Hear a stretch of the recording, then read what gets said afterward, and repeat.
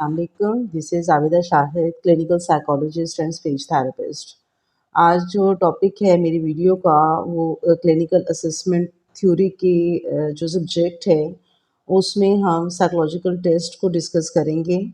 उनमें जो कंटेंट है हमारी आज की वीडियो का उसमें सबसे पहले हम साइकोलॉजिकल टेस्ट के बारे में बात करेंगे, देन पर्सनैलिटी, उसके बाद फिर मेथड ऑफ पर्सनैलिटी असेसमेंट। उन मेथड्स में फिर हमने प्रोजेक्टिव टेक्निक्स और ऑब्जेक्टिव टेक्निक्स को डिस्कस करना है और उनकी टाइप्स को डिस्कस करना है। और इससे पहले कि मैं अपनी वीडियो स्टार्ट करूं, अगर आप मेरे चैनल पर नए हैं तो सब्सक्रिप्शन के बटन को प्रेस करके बेल आइकन के बटन को ज़रूर प्रेस कर दीजिएगा ताकि हर नई आने वाली इंफॉर्मेटिव वीडियो को आप सबसे पहले देख सकें। और वीडियोस को लाइक और शेयर भी कर दिया कीजिए ताकि दूसरे स्टूडेंट्स का भी इससे इस्तेफादा हो सके। तो चलते हैं अपनी वीडियो की तरफ। साइकोलॉजिकल टेस्ट को हम पहले देखेंगे कि साइकोलॉजिकल टेस्ट जो हैं ये क्या होते हैं। साइकोलॉजिकल टेस्ट बेसिकली किसी सैम्पल बिहेवियर को मेजर करने के लिए स्टैंडर्डाइज्ड मेथड होते हैं जिसकी मदद से हम किसी भी सैम्पल बिहेवियर को मेजर करते हैं। और साइकोलॉजिकल टेस्ट जो होते हैं ये एक डिवाइस होती है जो कि किसी भी ओकेजन में, किसी भी सिचुएशन में इंडिविजुअल्स के बीच में जो रिएक्शंस होते हैं उनको, या एक ही पर्सन डिफरेंट ओकेजन्स में क्या रिएक्ट करता है उन चीज़ों को मेजर किया जाता है इससे। ना सिर्फ ये इंडिविजुअल्स के रिस्पॉन्सेस को मेजर करता है बल्कि ये इंडिविजुअल्स के मेंटल और बिहेवियरल जो कैरेक्टरिस्टिक्स होती हैं उनको भी मेजर करते हैं साइकोलॉजिकल टेस्ट। साइकोलॉजिकल टेस्टिंग की बात करें तो साइकोलॉजिकल टेस्टिंग से मुराद वो प्रोसेस है जिसकी मदद से हम इन साइकोलॉजिकल टेस्ट को एडमिनिस्टर करते हैं, इनकी स्कोरिंग करते हैं और इनको इंटरप्रेट करते हैं। अब देखिए दो टर्म्स यूज़ हुई हैं, एक साइकोलॉजिकल टेस्ट और एक साइकोलॉजिकल टेस्टिंग। साइकोलॉजिकल टेस्ट यानी एक डिवाइस है और साइकोलॉजिकल टेस्टिंग जो है उस डिवाइस की इम्प्लीमेंटेशन है इंडिविजुअल्स के ऊपर। डिफरेंट साइकोलॉजिकल टेस्ट जो हैं वो डिज़ाइन किए जाते हैं ताकि इंडिविजुअल्स की रिस्पॉन्सेस, उनकी मेंटल अप्रोच, उनके बिहेवियरल कैरेक्टरिस्टिक्स, इन चीज़ों को मेजर किया जाए और फिर उन्हें उन टेस्टों को एडमिनिस्टर किया जाता है उन इंडिविजुअल्स पर। फिर उसके बाद जो है उसका जो भी एडमिनिस्टर किया होता है उसकी स्कोरिंग और इंटरप्रिटेशन के थ्रू फिर हम इस चीज़ का एनालिसिस करते हैं कि जो इंडिविजुअल्स हैं उनकी मेंटल एबिलिटीज़ क्या हैं, उनके रिएक्शंस क्या हैं या क्या उनके रिएक्शंस में डिफरेंसेस पाए जाते हैं। साइकोलॉजिकल टेस्ट जो है वो एक पर्सन की बिहेवियर या उसकी पर्सनालिटी को असेस करने के लिए डिज़ाइन किए जाते हैं। तो उस हवाले से हमारे लिए इस चीज़ को भी समझना बहुत ज़रूरी है कि पर्सनालिटी जो है वो क्या होती है। जो वर्ड पर्सनालिटी है ये लातीनी ज़ुबान के लफ्ज़ पर्सोना से निकला है जिसका मतलब मास्क है। पुराने वक्तों में जब स्टेज प्ले हुआ करते थे तो वहाँ पर लोग जब परफॉर्म करते थे स्टेज पर तो जो भी उनका गेटअप होता था ना, जो भी उन्होंने करैक्टर को परफॉर्म करना होता था उस करैक्टर के वो मास्क पहना करते थे। उन मास्क जो वो पहनते थे उसको पर्सोना बोलते थे और वो जो मास्क पहनते थे वो उस करैक्टर को रिप्रेजेंट करते होते थे जो उन्होंने परफॉर्म करना होता था। तो वहीं से फिर ये पर्सोना जो है इसको पर्सनालिटी, यहीं से ये वर्ड निकला है पर्सनालिटी का।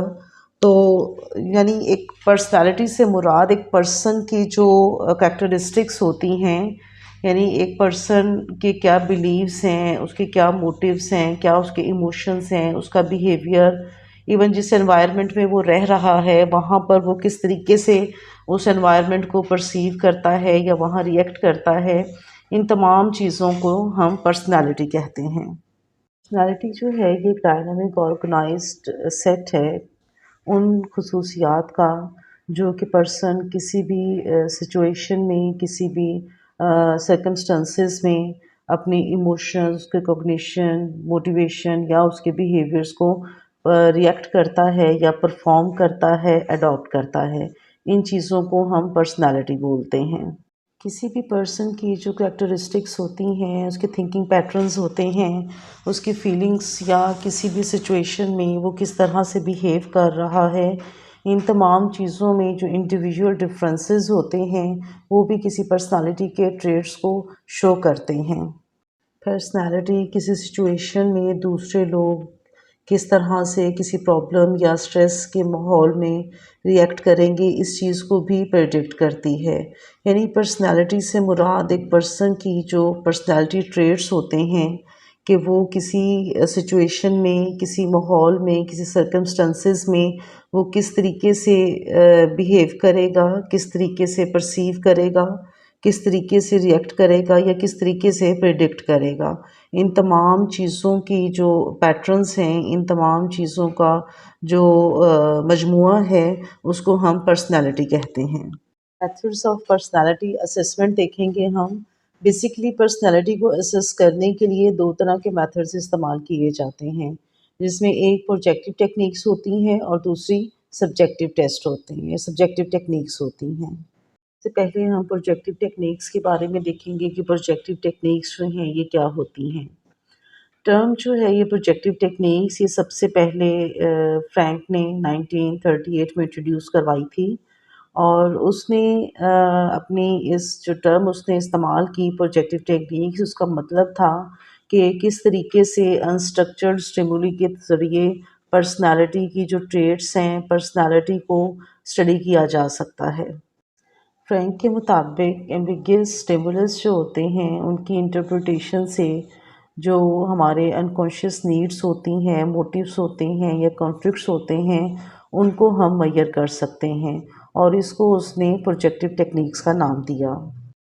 प्रोजेक्टिव टेक्निक्स जो हैं इनका मकसद किसी पर्सन का जो स्ट्रक्चर और उसके फंक्शंस हैं उसके बारे में जो है वो मालूमात हासिल करना होता है। इसके अलावा एक पर्सन जो है वो उसकी क्या उसके कॉन्फ्लिक्ट्स हैं, क्या उसके इमोशंस हैं, उसके बिलीव्स क्या हैं, ठीक है? इन तमाम चीज़ों को के बारे में जानना और इनके बारे में जो है इन्वेस्टिगेट करना, इसको हम प्रोजेक्टिव टेक्निक्स बोलते हैं। ज़्यादातर जो प्रोजेक्टिव टेक्निक्स होती हैं उसमें जिन पर ये टेस्ट अप्लाई किए जाते हैं उन्होंने एम्बिगियस स्टिमुलस यानी ऐसे स्टिमुलस जिनकी कोई वाज़ेह शक्ल नहीं होती है या उसमें जो चीज़ें होती हैं वो वाज़ेह और फ़ौरी समझ जाने वाली नहीं होती हैं, उन पर रिस्पॉन्स करना होता है। उसमें उनको कुछ इमेजेस या वर्ड्स दिखाए जाते हैं जो कि वाज़ेह नहीं होते हैं, एम्बिगियस होते हैं और क्लाइंट ने उन पर जो भी रिस्पॉन्स देना होता है उसके अकॉर्डिंगली हम उसकी पर्सनैलिटी को असेस करते हैं। अब इन प्रोजेक्टिव जो टेक्निक्स होती हैं इनमें कोई स्केल नहीं होता है या कोई आंसर्स नहीं दिए होते जिसमें से आपने सेलेक्ट करना होता है कि ये आप इसका आंसर दें या ये आप इसका आंसर दें। इसमें जो रिस्पॉन्सेज होते हैं वो अनस्ट्रक्चर्ड होते हैं। क्लाइंट को ये जो है वो कन्वे किया जाता है कि इन इमेजेस को या इन वर्ड्स को देखकर जो पहला ख्याल आपके ज़हन में आया है वो आपने बताना है, वो आंसर आपने करना है और उसी की बेस पर जो है वो हम इसकी इंटरप्रिटेशन करते हैं और पर्सनैलिटी को असेस करते हैं। और प्रोजेक्टिव टेक्निक्स में जो मेन चीज़ होती है ना वो एम्बिग्यूटी ऑफ स्टिमुलस होता है। यानी हम कभी भी कोई डायरेक्ट चीज़ और सीधी चीज़ वाज़ेह अंदाज में क्लाइंट के सामने नहीं रखते हैं क्योंकि हम इन टेस्टों का जो मकसद होता है वो उसके अनकॉन्शियस मोटिव्स जो होते हैं उनके बारे में जानना होता है। और अनकॉन्शियस मोटिव्स के बारे में हम उसके तभी जान सकते हैं जब उसके सामने कोई ऐसी पिक्चर हो जो कि वाज़ेह ना हो और क्लाइंट उसको एक्सप्लेन करने के लिए अपने अनकॉन्शियस मोटिव्स को कॉन्शियस स्टेट में लेकर आता है ताकि वो उसको एक्सप्लेन कर सके। और यही वो टाइम होता है, यही वो पॉइंट होता है जहाँ पर हम अपने क्लाइंट के जो अनकॉन्शियस कॉन्फ्लिक्ट्स होते हैं, मोटिव्स होते हैं, उनके बारे में जान सकते हैं या समझ सकते हैं। टाइप्स देखेंगे कि प्रोजेक्टिव टेस्ट की क्या कौन सी टाइप्स हैं। लिंडसे ने 1959 में प्रोजेक्टिव टेक्निक्स को 5 कैटेगरीज में तकसीम किया जिसमें सबसे पहली जो टाइप है वो एसोसिएशन टू इंक ब्लॉक और रिवॉर्ड यानी रोशक इंक ब्लॉक टेस्ट है। फिर उसके बाद कंस्ट्रक्शंस ऑफ स्टोरीज हैं, इसमें टीएटी और सीएटी आ जाते हैं। कंप्लीशन ऑफ सेंटेंसेस हैं, इसमें आरआईएसपी आ जाता है टेस्ट। फिर एक्सप्रेशन विद ड्राइंग है, इसमें एचटीपी, एचएफडी और डीएपी आ जाते हैं। उसके अलावा arrangements of selection of pictures हैं। ये वो तमाम टेस्ट हैं, ये वो तमाम टाइप्स हैं प्रोजेक्टिव टेक्निक्स की, जिनको पर्सनालिटी को असेस करने के लिए इस्तेमाल किया जाता है। सोशल इंपॉक्ट टेस्ट जो हैं उसमें कार्ड्स होते हैं जिन पर इंक के धब्बे होते हैं, इंक ब्लॉट्स होते हैं, और उनसे क्लाइंट जो है वो कुछ भी जो असेस करता है वो उसको इंटरप्रेट करता है और उसके अकॉर्डिंगली हम उसकी पर्सनालिटी को असेस करते हैं। जबकि टीएटी जो है ये तस्वीरें होती हैं डिफरेंट सिचुएशंस में, डिफरेंट सर्कमस्टांसेस में क्लाइंट्स को ये पिक्चर्स दिखाई जाती हैं और उसने इसके बारे में इंटरप्रेट करना होता है और फिर उसके अकॉर्डिंगली हम उसकी पर्सनालिटी को असेस करते हैं। ये एग्जांपल्स हैं ह्यूमन फिगर ड्राइंग टेस्ट की, जिसमें एक पर्सन जो है उसने ह्यूमन फिगर को ड्राइंग करना होता है और उसके अकॉर्डिंगली फिर वो जो भी ड्रॉ करता है उससे हम उसकी पर्सनालिटी को असेस करते हैं। ये दूसरी एग्जांपल जो है वो एचटीपी हाउस ट्री पर्सन की टेस्ट होता है।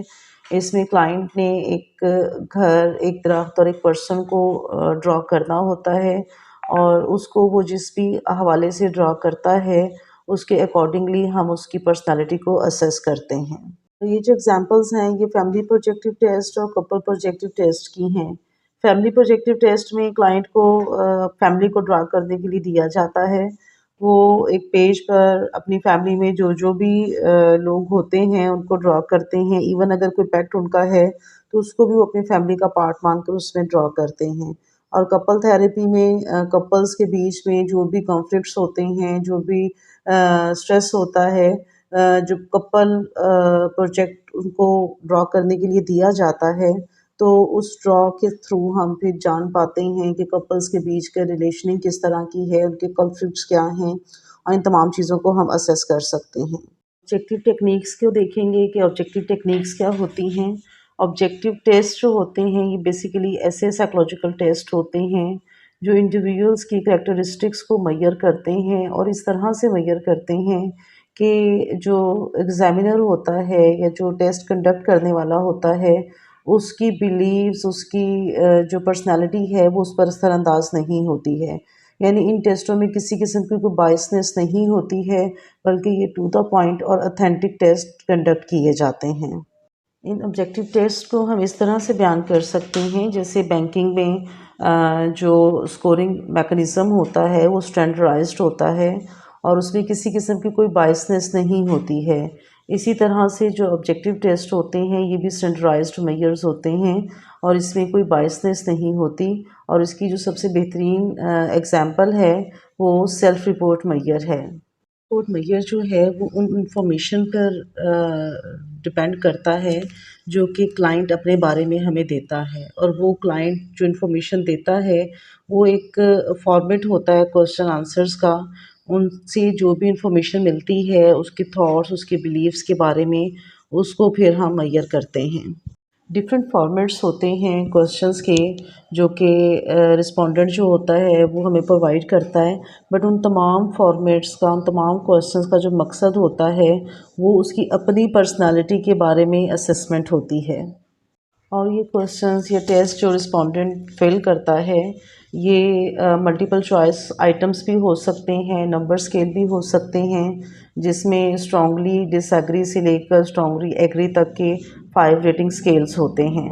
यानी हम different scales, different questionnaire test इस्तेमाल करते हैं जिनका मकसद क्लाइंट का अपने बारे में इंफॉर्मेशन देना होता है, अपने उसके जो भी बिलीव्स होते हैं, उसकी जो भी उसके मोटिव्स होते हैं, उसके कॉन्फ्लिक्ट्स होते हैं, वो उनके बारे में अपनी जो है वो इंटरप्रेट करता है, जिसको कि हम सेल्फ रिपोर्ट मेजर कहते हैं। टाइप्स हम देखेंगे ऑब्जेक्टिव टेस्ट की कि कौन कौन सी टाइप्स हैं। इसमें जो ऑब्जेक्टिव टेस्ट की डिफरेंट टाइप्स इस्तेमाल की जाती हैं वो क्लिनिकल और नॉन क्लिनिकल पॉपुलेशन दोनों पर इस्तेमाल होती हैं, और डायग्नोस्टिक पर्पस के लिए भी इसको इस्तेमाल किया जाता है और कैरियर गाइडेंस के लिए भी इन टेस्टों को इस्तेमाल किया जाता है। और इनमें कौन कौन से टेस्ट आ जाते हैं उसको अब हम देख लेते हैं। पहला टेस्ट है वो द मायर्स ब्रिग टाइप इंडिकेटर्स है, MBTI इसको बोलते हैं। उसके बाद नियो पर्सनैलिटी इन्वेंट्रीज हैं, मैनेसोटा मल्टीपल पर्सनैलिटी इन्वेंट्रीज है जिसको MMPI भी बोलते हैं। 16 पर्सनैलिटी फैक्टर्स इन्वेंट्री है। और इसके अलावा आइसेंक पर्सनैलिटी क्वेश्चनेयर है। ये वो तमाम टेक्निक्स हैं, ये वो तमाम टाइप्स हैं ऑब्जेक्टिव टेस्ट की, जिनकी मदद से किसी पर्सन की जो उसकी सेल्फ रिपोर्ट है, उसको हम मेजर करते हैं। एक पर्सन की पर्सनैलिटी ट्रेट्स को हम इन्वेस्टिगेट करते हैं और इसकी मदद से हम किसी भी पर्सन की जो उसकी करियर के हवाले से उसको गाइड कर सकते हैं। डायग्नोसिस के लिए हम इसको इस्तेमाल कर सकते हैं और बहुत से पर्पज़ के लिए इसको इस्तेमाल किया जा सकता है। इन स्केल्स की एक एग्ज़ाम्पल है, इस किस्म के ये स्केल्स होते हैं जिसमें जो है वो strongly disagree, somewhat disagree, no opinion, somewhat agree and strongly agree. इस तरह की ये ऑप्शंस होती हैं और इन ऑप्शंस के थ्रू जो है एक पर्सन जब रिप्लाई करता है, रिस्पॉन्स करता है, तो उससे फिर हम उसकी पर्सनैलिटी को असेस करते हैं।